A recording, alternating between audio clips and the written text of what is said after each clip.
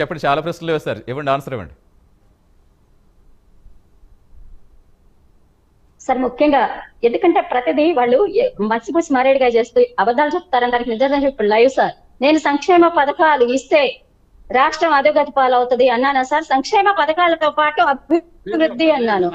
ఎందుకు అలాంటి అబద్ధాలు చెప్తారు? దయచేసి వక్రీకరించకండి. నేను చెప్పింది ఏంటి? సంక్షేమం, అభివృద్ధి, సంపద సృష్టించండి అన్నాను. సంపద సృష్టించకుండా అప్పుల భారం మోపి రాష్ట్రాన్ని అధోగతి పాలు చేయొద్దు అని మాత్రమే అన్నాను.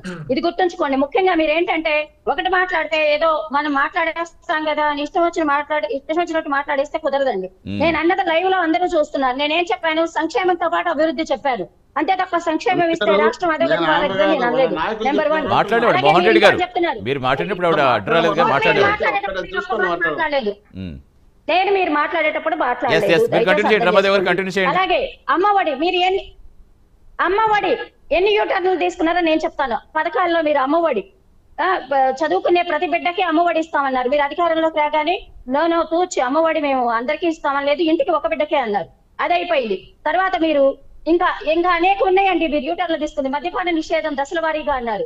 దశల వారీగా కాదు కదా, దాన్ని పెంచుకుంటూ పోయి ఈ రోజు సామాన్యుడు సైతం, అసలు అంతకు ముందు అలవాటు లేనివాడు సైతం ఆ పిచ్చి మందు ఏదేదో అంటున్నారు కదా, అవన్నీ కలిపి ఆ మందు తాగి, ఇక్కడే నేను ఇస్రాయల్ పేట చెప్తాను సార్, ఆ వీధికి వెళితే ఒక్కొక్కరిది ఒక్కొక్క చరిత్ర. అక్కడ మద్యం షాపు ముందు అర్జెంట్ గా తీసేపించిందని మమ్మల్ని బతిమాలారు. ఎందుకు అంటే అక్కడ 20 సంవత్సరాలు నిండిన యువకులు చనిపోయారంట మందు తాగి. ఇది ముందు మాకు ముఖ్యంగా ఈ మద్యం షాపు తీసేయించిందమ్మా, మీకు దండం పెడతామని అడిగారు. ఎందుకు చెప్తున్నామంటే మనం అనేక రకాల యూటర్లు తీసుకున్నాం, సంక్షేమ పథకాలు అన్ని అమలయ్యాయి అని చెప్తున్నారండి. ఇది శుద్ధ అబద్ధం. అలాగే మేము అధికారంలో రాగానే 3000 రూపాయల పెన్షన్ అన్నారు. అది 5 ఏళ్లు పొడిగించుకుంటూ మన లాస్ట్ లో ఎలక్షన్ ముందు ఇచ్చారు. ఇలా మీరు ఎన్ని యూటర్లను తీసుకొని ఉంటారండి? ఇవన్నీ మీకు పట్టవు. రైతులకి మేము అన్ని ఇచ్చాము అంటున్నారు. రైతులకి ఎక్కడండి? రైతులు ఈ రోజున గిట్టుబాటు ధర లేక వాళ్ళు రోడ్ల మీద పడి ఎన్ని రకాల అన్యాయం అయిపోయారు నేను చెప్తానండి. పొన్నూరు నియోజకవర్గమే చెప్తాను, ఎక్కడో అక్కర్లో మన పక్కనే ధాన్యం పండుతుందండి. వర్షాలు, అతివృష్టి, మీరు ఇందాక అనావృష్టి గురించి చెప్పారు, నేను అతివృష్టి గురించి చెప్తాను. ఎప్పుడూ లేని విధంగా పంట చేతికి వచ్చే టైంకి 5 సంవత్సరాల్లో వాళ్ళ రోడ్ల మీదే మొలకలు వచ్చినాయి. ఎన్నోసార్లు మేమే వెళ్ళి మీడియాకు చూపించామండి. ఇంత మొలకలు వచ్చి కొన్ని ధాన్యం కొనేవాళ్ళు లేక అప్పుల పాలైన రైతు. ప్రతి ఒక్కళ్ళం మనం చెప్తున్నామండి, రైతును ఆదుకుంటుంది ఎవరు? ఇవన్నీ ఆలోచించకుండా నేను మాట్లాడింది ఒకటైతే మీరు ఒకరి గురించి చెప్తున్నారు. అలాగే ఇంకా రాజధాని లేని రాష్ట్రం గురించి మాట్లాడుతూ అక్కడ ఇందాక మనకి ప్యానెల్ లో ఉన్న వాళ్ళు చెప్పారు శాశ్వత కట్టడాలు లేవు అని. 2 సార్లు నేను చూపిస్తాను. అక్కడ ఉన్నది శాశ్వత కట్టడాలే.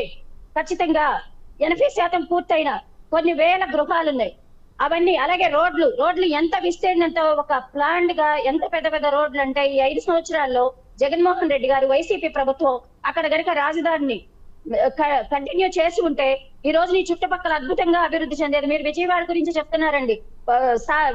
సీఎం అక్కడ ఉంటారు, సీఎం పేషి అక్కడ ఉంటది కాబట్టి మీరు ఆ అభివృద్ధి చూస్తున్నారు. గుంటూరు ఎక్కడ అభివృద్ధి జరిగిందో మీరు గుంటూరుకు వచ్చి చెప్పండి. దయచేసి ఇలాంటివన్నీ ఆలోచించండి. ఇన్నర్ రింగ్ రోడ్డు అంటున్నారు. Inner ring road, outer ring road అవి ఉంటే సరిపోతుందా అండి?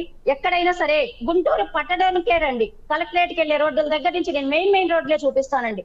ఎక్కడైనా ఒక 10 కిలోమీటర్ల రోడ్లు వేసారా? ఇలాంటివి నేను చెప్తుంటే మీరు ఇంకొకలా మాట్లాడుతుంది.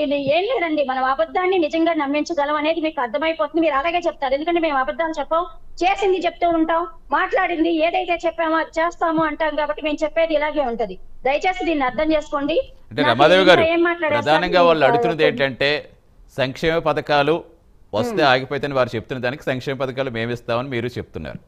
అయితే మేము ఇస్తానంటే డబ్బులు లేవని పదే ఘోషిస్తున్న ప్రతిపక్షాలకి రేపు వాళ్ళు ఇవ్వడానికి ఎలా వస్తాయి? వాళ్ళకి మరి ఆదాయం ఎక్కడి నుంచి వస్తుంది? సృష్టించమంటున్నామండి. ముఖ్యంగా అప్పులు తీసుకొచ్చి రాష్ట్రాన్ని మొత్తం అప్పుల పాలు చేసి సంక్షేమ పథకాలు ఇస్తూ, సరే సంక్షేమ పథకాలు అసలు అప్పులు ఎంత తెచ్చారు, సంక్షేమ పథకాలు ఎన్ని లక్షల కోట్లు ఇచ్చారు, మిగతా డబ్బంతా ఏమైంది, వీటన్నిటికీ లెక్కలు చెప్పమంటున్నాం. అలాగే మద్యంలో ఎన్నో కోట్ల రూపాయలు అవినీతి జరిగింది అంటున్నారు, ఇసుక దోపిడీ, వీటన్నిటి గురించి మాట్లాడండి. ఆ సంపదనంతా తీసుకొచ్చి రాష్ట్ర బాగు కోసం ఉపయోగించండి, రోడ్లకు ఉపయోగించండి. మేము కట్టే ట్యాక్స్లు అండి ఎటుపోతున్నాయి, ఇవన్నిటి గురించి మాత్రమే పారదర్శకంగా మాట్లాడండి అని చెప్తున్నాం. అంతే తప్ప సంక్షేమం పథకాలు ఇస్తే రాష్ట్రం అధోగతి పాలైద్దని నేను అనలేదండి. ఖచ్చితంగా చెప్తున్నాను, సంక్షేమంతో పాటు అభివృద్ధి, సంపద సృష్టించండి. అలాగే ఇతర రాష్ట్రాల నుంచి నిధులు తీసుకొచ్చి లేదా ఇతర దేశాల నుంచి ఇవన్నీ చేయండి. అంతే తప్ప ఇవేవి చేయకుండా ఏదో మాట్లాడితే మొత్తం మేము ఇన్ని లక్షల కోట్లు అప్పు తెచ్చాము, ఇన్ని లక్షల కోట్లు సంక్షేమ పథకాలకు ఇచ్చాము, ఇదేనా అండి అభివృద్ధి అంటే? ఎక్కడైనా ఒక ఇండస్ట్రీ తెచ్చారంటే దానికి సమాధానం చెప్పరు. జాబ్ క్యాలెండర్ ముఖ్యంగా మీరు తీసుకునే యూటర్న్లో ముఖ్య ఉద్దేశం అండి, యువతని నిర్వీర్యం చేయొద్దు. ఈ రోజున యువత ఉద్యోగాలు లేక, ఉపాధి లేక వలసలు వెళుతూ, అంతేకాదండి ఇక్కడ మనకి గంజాయి, మద్యం విచ్చలవిడిగా ఉండటంలో 22 సంవత్సరాలు, 20 సంవత్సరాల నుంచి పైన ఉన్న యువత 30 సంవత్సరాల లోపు ఎందరో మద్యానికి, మందుకి, మత్తకి బానిసలై ఆ కుటుంబాలు నాశనం అయిపోతున్నారు. ఇలాంటివన్నీ ఆలోచించండి. ఇదంతా మధ్యతరగతి కుటుంబాల్లో ఎక్కువ జరుగుతున్నాయండి. మీరు అంటున్నారు సంక్షేమం పేరుతో కింద దిగువన ఉన్నవన్నీ బ్రహ్మాండంగా ఉన్నాయి, మేము వాళ్ళని బ్రహ్మాండంగా చూస్తున్నామండి. ఇది పచ్చి అబద్ధం అండి. ఎందుకంటే సంక్షేమంతో పాటు పని చూపించండి. పని లేకుండా మీరు ఇచ్చే 5,000 10,000 అవి తినేసి తాగేసి ఆ ఇంట్లో ఎలాంటి పని చేయకుండా, అలాంటి ఆడవాళ్ళు కూడా మాకు అనేక మంది అడుగుతున్నారమ్మా, ఈ సంక్షేమ పథకాలు ఇచ్చారు తప్పలేదు, కానీ పని కూడా చూపించాలి కదా. మా భర్తలు పని లేక ఇళ్లలో ఉంటూ మాకు చాలా చిరాగ్గా ఉంది, 24 గంటలు మేము పని చేసుకుంటున్నాం, వాళ్ళు ఇళ్లలో కూర్చుంటున్నారు. ఇలాంటివి కూడా దృష్టిలో పెట్టుకోండి. సంక్షేమంతో పాటు పని చూపించండి, ఉపాధి చూపించండి, అభివృద్ధి చూపించండి. దయచేసి